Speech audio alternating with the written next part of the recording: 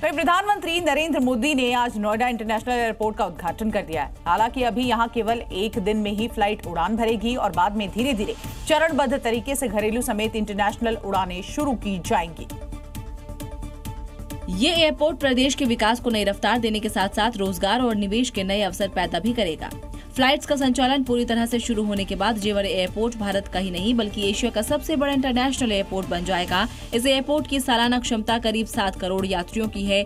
यहाँ 48 check in counter, 9 सुरक्षा जांच लेन और 9 इमिग्रेशन काउंटर बनाए गए हैं। 20 मिनट से भी कम टाइम में बोर्डिंग, 30 सेकंड में चेक इन की सुविधा भी होगी। यात्रियों की सुविधा के लिए डिजी यात्रा, सेल्फ बैगेज ड्रॉप और पूरी तरह डिजिटल प्रोसेसिंग जैसी सुविधाएं उपलब्ध होंगी। इस एयरपोर्ट से शुरू होते ही उत्तर प्रदेश देश का सबसे ज्यादा अंतर्राष्ट्रीय हवाई अड्डों वाला राज्य बन जाएगा। जेवर एयरपोर्ट उत्तर प्रदेश के इंफ्रास्ट्रक्चर विकास में मील का पत्थर साबित होगा और आने वाले समय में ये देश के प्रमुख एविएशन हब के रूप में भी उभर सकता है। तो वही नोएडा एयरपोर्ट के उद्घाटन के दौरान अब देखिए किस तरह से प्रधानमंत्री नरेंद्र मोदी और सीएम योगी ने समाजवादी पार्टी और कांग्रेस पर जमकर निशाना साधा। साथ ही उन पर नोएडा को बर्बाद करने का आरोप भी लगाया। इतना ही नहीं बल्कि पीएम मोदी ने समाजवादी पार्टी पर नोएडा का एटीएम की तरह इस्तेमाल का आरोप लगाया।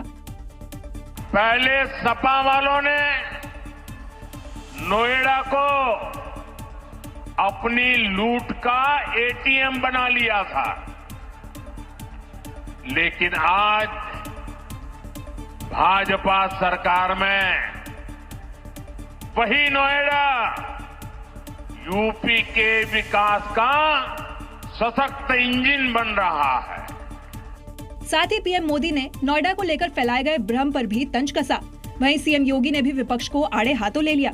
कांग्रेस और समाजवादी पार्टी जैसे दलों ने जिस देश को और जिस प्रदेश को देश के अंदर अपने नकारेपन के कारण डेवलपमेंट के बोटल नेक के रूप में छोड़ दिया था।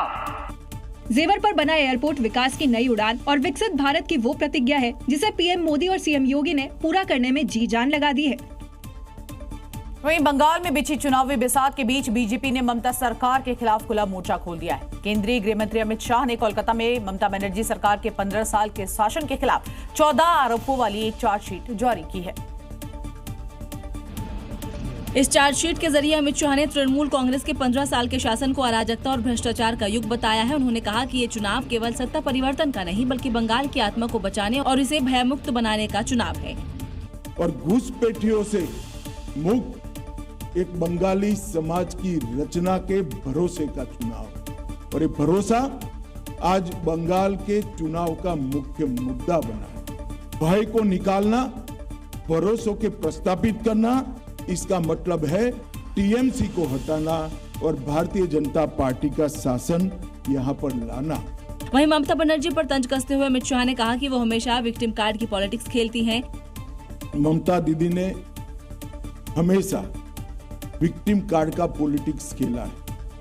कभी पैर तोड़वा लेती हैं, कभी सिर पर पट्टी बंधवा देती हैं, कभी बीमार हो जाती है और कभी चुनाव आयोग के सामने बेचारा बनकर चुनाव आयोग को गालियां निकालती।